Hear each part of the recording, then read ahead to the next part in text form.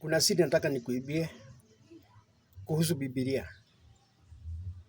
Kama vile nilikwambia, Shetani ni mhubiri na ni bishop mkubwa.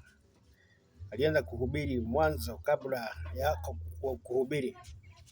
Yeye ndiye alihubiria Hawa mpaka akawa mshirika wake wa kwanza. Wakati alikuwa anamwambia kuna matunda, akamhubiria Hawa. Sasa nataka nikuonyeshe vile Shetani amepewa mamlaka na Mungu amemegawia yale mamlaka.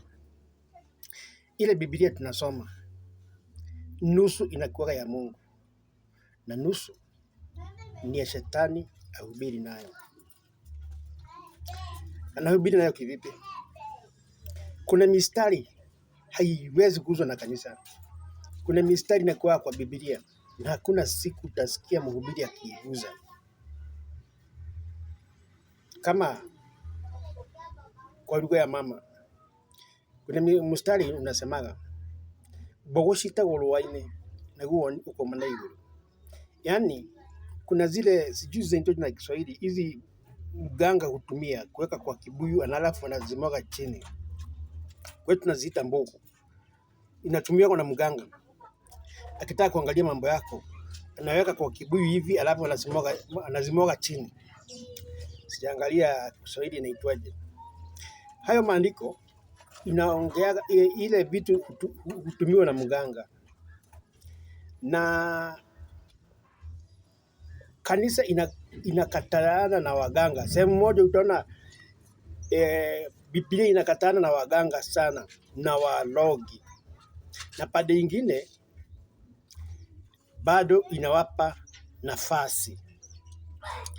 Maana kitabu hiki cha Amos inasemaga wakati watu watamuasi Mungu atawaondolea wenye hekima, au waondolee watu waganga, au waondolee, yani kati ya wale wametajwa ni watu wa kitamaduni ambao wanahitajika na watu wa dunia. Kama vile Saul alienda kwa mganga siku moja akauliza habari ya vita ambayo ilikuwa mbele yake, na hapo ndio akamuita Samuel kupitia mganga. Sasa Biblia inaongea sehemu zingine inaongea mambo ambayo pastor hawezi kuiuza. Kwa nini? Maana Biblia sehemu moja Shetani ndio huhubiri nayo. Shetani akitaka kukuhubiria ataitumia ile sehemu moja ya kukuhubiria. Na ukisikia watu ambao wanapinga Kristo, wanapinga Biblia, bado huipinga na Biblia. Mtu atakusomea maandiko akikuonyesha vile Yesu si mwana wa Mungu, akikuonyesha vile Yesu si Mungu, na kusomea hiyo Biblia. Nami nikikuhubiria, ninakuhubiria hiyo Biblia, ninakwambia Yesu ni mwana wa Mungu. Sababu gani? Wakati Shetani alipewa nafasi ya kuhubiria watu wa dunia waende upande wake, hakuna Biblia nyingine aliandikiwa, ni hiyo aitumie, akawa na sehemu yake kati ya ile Biblia tuko nayo. Ukisikia mitume wa Yesu wakihubiri, kuna sehemu zingine utasikia zinakwazana. Sehemu hii inakwaza nyingine. Huyu mtume anakwazana na mwingine. Hata siku moja Paulo wakakwazana na Petro. Kulikuwa na kule kukwazana. Sababu gani? Biblia iliandikwa ikiwa upande mbili.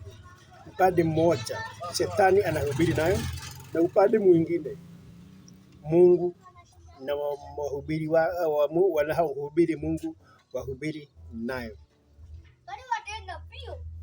Niamini ama uniamini, fanya uchunguzi, utajua Biblia ina sehemu mbili, sehemu ya Mungu na sehemu ya Shetani. Naitwa Solomon, mimi apostle.